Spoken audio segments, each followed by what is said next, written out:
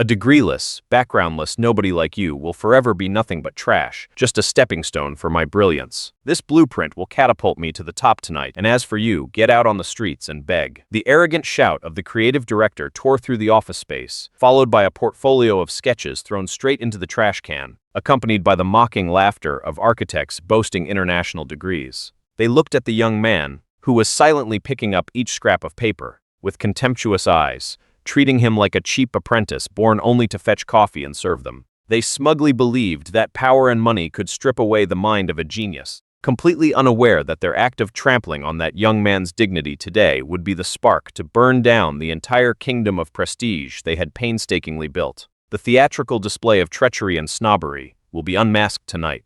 If you believe that true talent cannot be crushed by dirty power, stay until the very last second.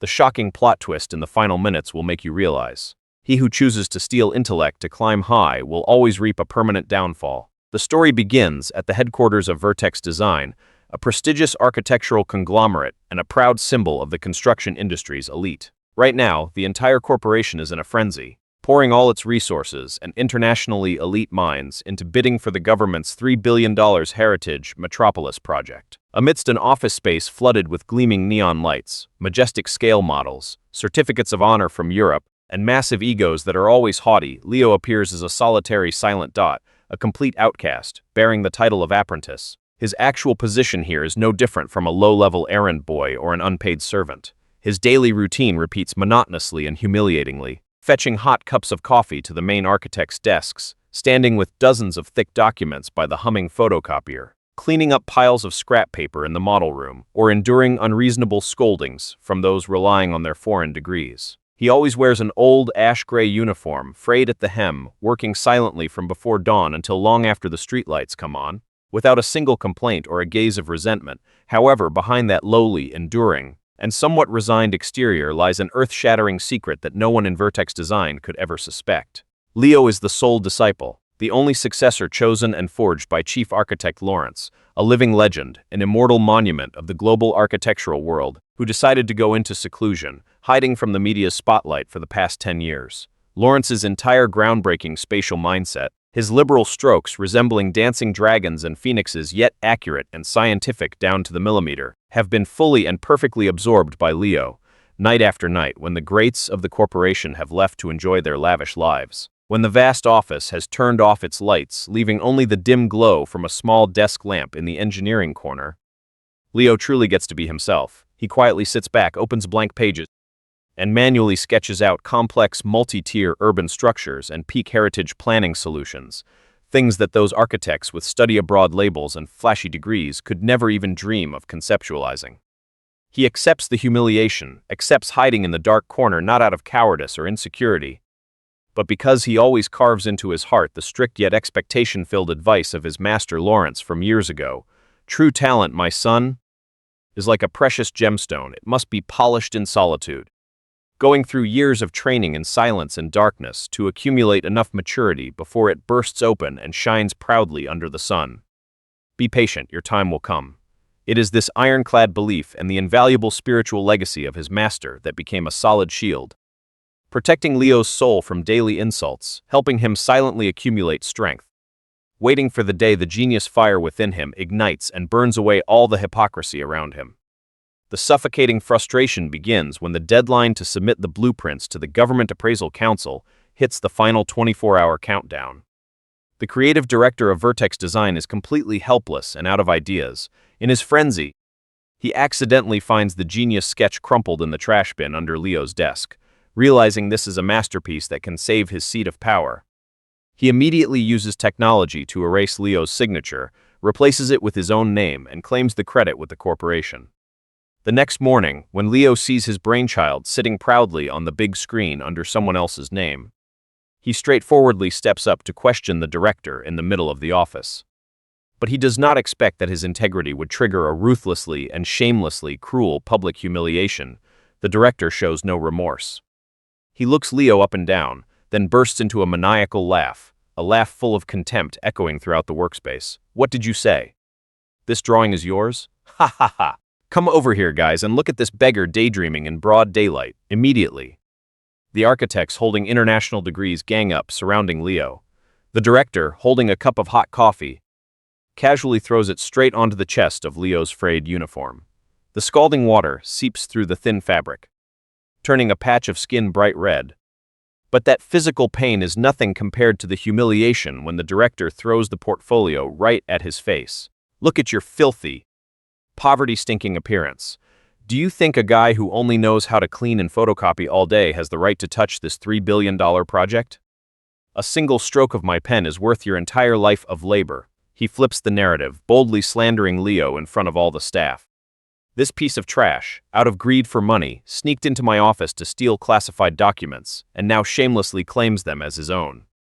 To completely trample on Leo's dignity, the director orders 4 burly security guards to subdue him, twisting his arms behind his back, forcing him to kneel flat on the floor. He snatches Leo's tattered backpack, turns it upside down, and dumps everything on the ground. When he sees an antique drafting compass, the only keepsake Master Lawrence left for Leo, the director uses the heel of his polished leather shoe to stomp on it, grinding it hard until the compass shatters into pieces before Leo's red, helpless eyes. Not a single colleague around speaks up. They take out their phones to film and take pictures, laughing while throwing scrap paper and dirty tissues at Leo as if he were a mobile trash can. The director leans down, whispers into Leo's ear, and roars his arrogant declaration to corner him completely. A degreeless, backgroundless nobody like you will forever be nothing but trash, just a stepping stone for me to shine. This blueprint will take me to the top tonight, and as for you, get out on the street and beg. Security, drag this thief out the gate and throw him straight onto the street for me. The guards grab Leo by the collar, roughly dragging him down the hallway amidst the extreme insults and contempt of Vertex Design. He is kicked out of the building in the pouring rain, all his belongings scattered across the muddy street. Leo kneels in the rain, his hands bleeding from gripping the asphalt. His chest heaves with every choking sob, but there are no more tears in his eyes, only the cold, sharp glare of a cornered beast. The suppression and injustice have been pushed to their absolute peak. The villains are celebrating his pain, but they don't know that the night of honor they are waiting for is, in fact, the execution day for the entire Vertex Design Corporation. As night falls, the attention of the entire city turns to the National Convention Center, the venue for the signing ceremony and official announcement of the main contractor for the $3 billion Heritage Metropolis project. This is not merely a signing ceremony, but the pinnacle of fame that any architect in the world covets. The Grand Hall, spanning thousands of square meters, is gold-plated and radiant under the light of massive crystal chandeliers. Hundreds of media lenses and cameras from the nation's largest television stations flash continuously, broadcasting this event live to millions of viewers sitting in front of their screens. V-Design appears at the gala like royalty. The corporation's board of directors is dressed in the most luxurious evening attire, their joyful smiles unconcealed.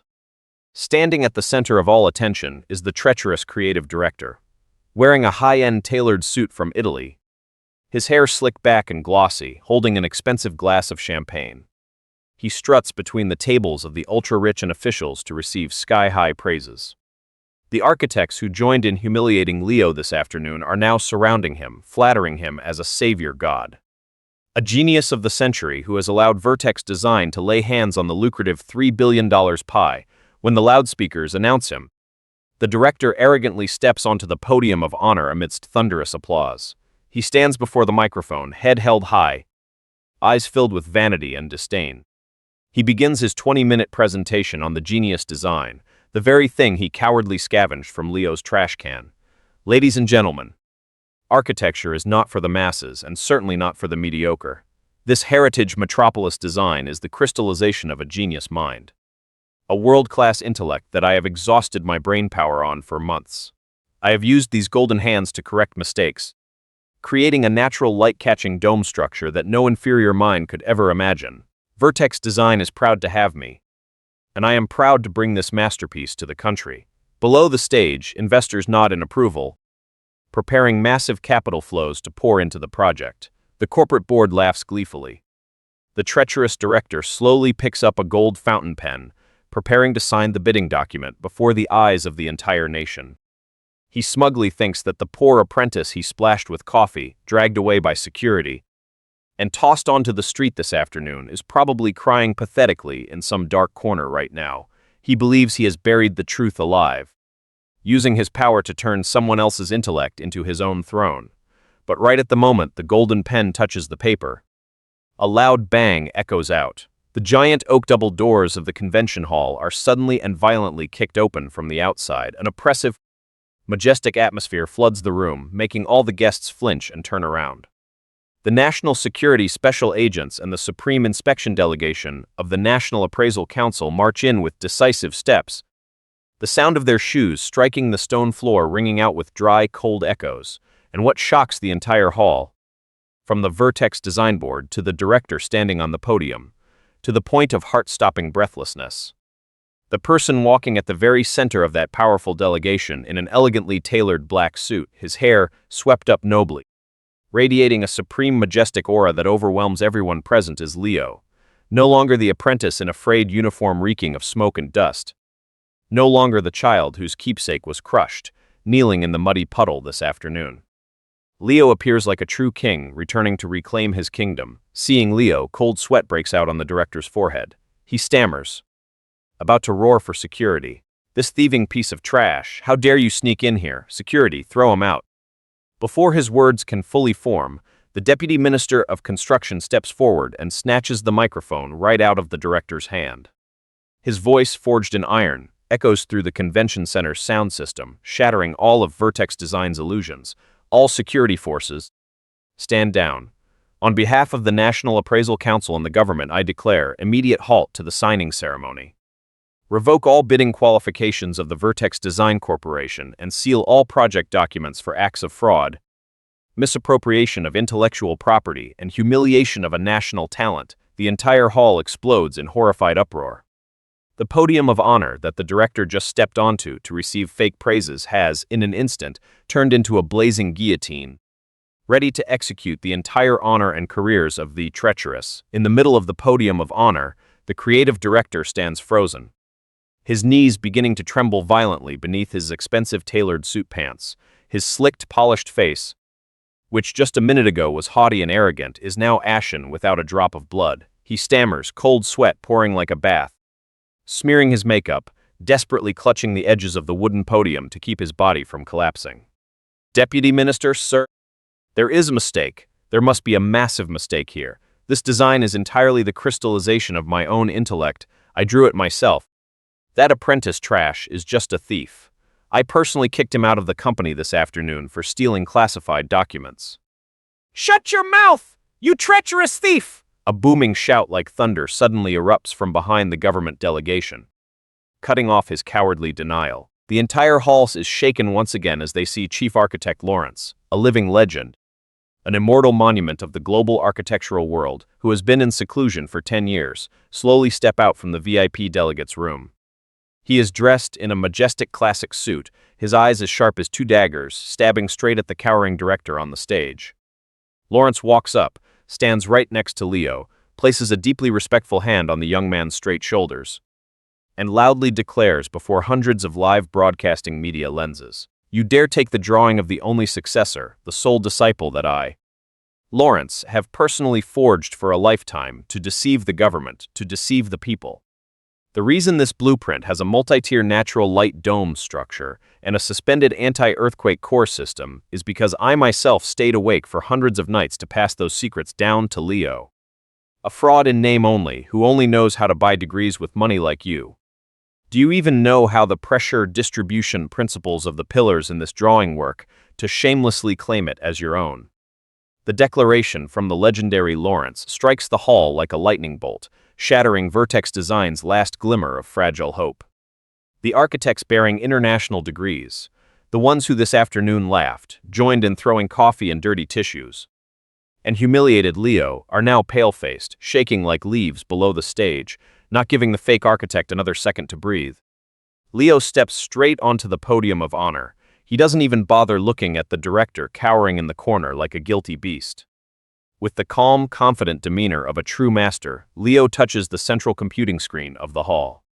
He swiftly types in a string of his own exclusive, highly secured digital signature keys. Immediately, on the giant LED screen spanning hundreds of square meters, The entire 3D design history of the Heritage Metropolis Super Project is displayed in granular detail, from the very first pencil sketches to the most complex technical parameters. And all are stamped with a digital copyright bearing a single name. Author Leo. Not stopping there. The screen suddenly switches to a high-definition video clip. It is footage from a hidden camera installed in the Vertex design office. The entire naked and disgusting truth of this afternoon is laid bare directly before the eyes of the elite and millions of viewers watching the live broadcast. The image of the director sneaking into the trash to steal the blueprint, the image of him throwing hot coffee at Leo's chest, the image of him ordering security to twist his arms, stomp his keepsake compass to pieces, and drag him out into the muddy street. Everything is replayed without missing a single detail. The entire hall explodes in roars of extreme outrage from investors and guests. The vanity and fake aristocratic facade of Vertex design have been completely stripped away. Turning into the most disgraceful farce in the history of architecture, the director suffers a complete mental collapse. His knees buckle, dropping right onto the gold-plated stage floor. He no longer has that arrogant air, no longer the humiliating words he used when he cornered Leo. He crawls on the ground like a stray dog, trying to reach out and grab the hem of Leo's suit pants, weeping pathetically. His tears and snot smearing all over his face. Leo, no, genius architect Leo, I was wrong. I was blinded by greed. Please, think of the days I let you work in the company. Please leave me a way out. Don't take me to court. My reputation will be completely ruined. From above, Leo looks down at the man kneeling at his feet. His eyes are cold, still like a winter lake, without a single ripple or ounce of pity. He takes a slight step back to avoid the man's dirty hands, then picks up the microphone, raising an ironclad voice, every word striking like a hammer against the guilty soul of the villain. This afternoon, you used your dirty power to throw coffee at me, crush my master's keepsake, and humiliate me as homeless trash only fit to be a stepping stone for you to shine. You said a single stroke of your pen was worth my entire life of labor. Tonight, this very magnificent stage and your own treachery have dug the grave, burying all your fame and wealth alive. You do not deserve to be an architect. And you certainly have no right to kneel here and beg for forgiveness. Immediately, a representative from the National Architecture Council steps onto the stage, loudly, reading the order to permanently revoke the director's professional license globally, banning him from ever touching another blueprint for the rest of his life. 3 economic police special agents radiating lethal intent rush up, roughly pulling the director up, pushing his head down, and snapping cold handcuffs onto the hands that once stole someone else's intellect. The director is dragged away by the police down the center aisle of the hall amidst the boos, curses, and looks of ultimate contempt from the very people he had most wanted to impress. The board of directors of Vertex Design is also escorted away for investigation regarding large-scale commercial fraud. The one who sowed the wind finally reaped a terrifying whirlwind, losing his reputation and absolutely everything in a single night, right at the very place where he arrogantly thought he would touch eternal glory. An old, frayed uniform covered in construction dust or a lowly apprentice title could never bury the mind of a genius, and a noble soul, a great architectural identity, is sometimes nurtured at the darkest, shabbiest corner of a desk in an office full of hypocritical, pretentious people.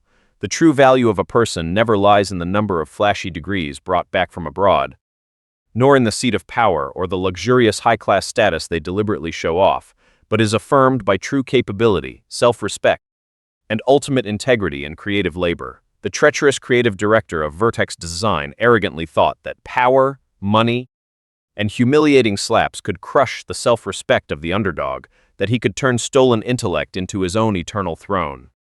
But he was wrong. The law of karma in life is incredibly fair and ruthless. He who sows lies will forever reap humiliation. The magnificent gold-plated stage, the lenses of the national media cameras that he painstakingly prepared to show off in front of the people he wanted to impress the most, turned out to be a fateful execution block, an invisible guillotine burying his entire honor, career, and sending him behind prison bars. It is an absolutely well-deserved ending for someone who chose to betray professional ethics. When the filthy curtain of hypocrisy was lowered, the light of truth called the name of the deserving one. Leo stepped out of the cold rain of humiliation, holding his head high to receive the trophy of honor and the decision appointing him as chief architect for the $3 billion Heritage Metropolis Super Project from the deputy minister. The hands that were once twisted behind his back, that bled from gripping the muddy asphalt, now proudly hold the golden pen to sign the nation's historical document. He not only claimed justice for himself, but also preserved the legacy and honor of his beloved master Lawrence intact, proving to the whole world that intellect and true identity are things that can never, ever be stolen or bought with dirty money. Did Leo's spectacular comeback journey bring you a sense of satisfaction and ignite in your heart a belief in the power of integrity today? What do you think about the moment the villain had to kneel and beg for forgiveness right at the feet of the person he had just trampled on? Please leave your thoughts and your most sincere emotions right below in the comments section so we can spread the flame of justice even further. If today's story helped you relieve frustrations and brought you a profound life lesson, please support us by hitting the like button, sharing this video widely, and pressing subscribe. Your companionship and viewership are our greatest motivations to continue building and deploying humanistic, dramatic, and deeply emotional scripts just like this one. Thank you so much for listening until the very last seconds. Goodbye and see you again in our next earth-shattering karmic plot twists.